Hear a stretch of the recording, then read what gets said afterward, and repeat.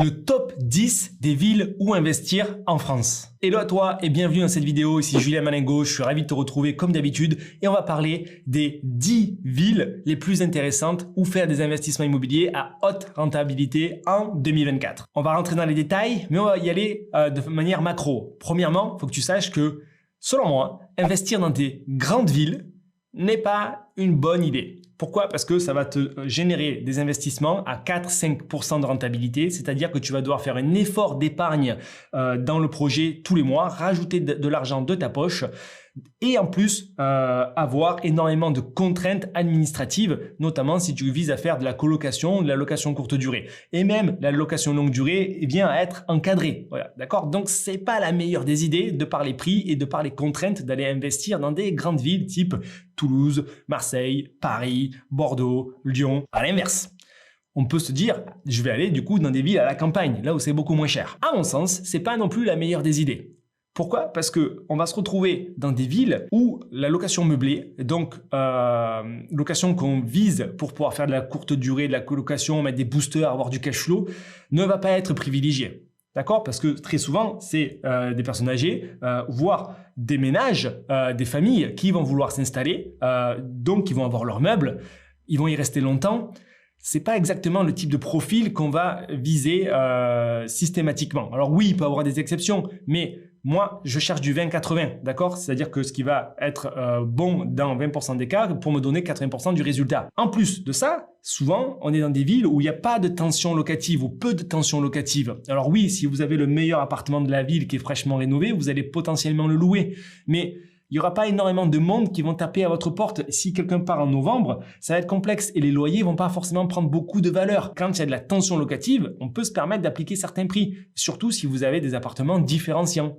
Et en plus, ces villes, vous regardez, elles ne sont pas forcément en croissance. Au mieux, elles vont être stables en termes d'arrivée de la population démographique. Une fois qu'on a dit ça, il nous reste des villes moyennes. Une ville moyenne, c'est quoi? Selon moi, c'est minimum 20 000 habitants, justement pour pouvoir louer à ses étudiants, voire idéalement des écoles supérieures. Donc là, ça va devenir plus intéressant. Plus intéressant parce que bien souvent, du coup, les familles seront plus riches. Donc, on pourra appliquer d'autres loyers et avoir d'autres garanties, avoir des garants qui seront plus solvables, ok, que si, encore une fois, on est à la campagne. Si on veut respecter la règle numéro 1 des investissements immobiliers rentables, qui est que 70% des loyers représentent 100% de la mensualité, vous ne pouvez pas aller dans des villes qui vont coûter plus que 2200 € du mètre carré, 2300 € du mètre carré. Parce que si vous corrélez ce prix au mètre carré avec du coup le montant des loyers en province, 350 € le studio, 450 € le T2, 550 € le T3, etc. Alors, du coup, vous ne serez pas à l'équilibre, vous ne respecterez pas cette règle-là. Au maximum, 2500 € du mètre carré parce que je peux arriver à faire mieux que le marché, d'accord? Donc, 2500 € au maximum et au minimum, 1500 € du mètre carré parce que vous allez faire des travaux au minimum du rafraîchissement. Au minimum, ça va vous coûter 500 € du mètre carré pour changer la cuisine, changer la salle de bain.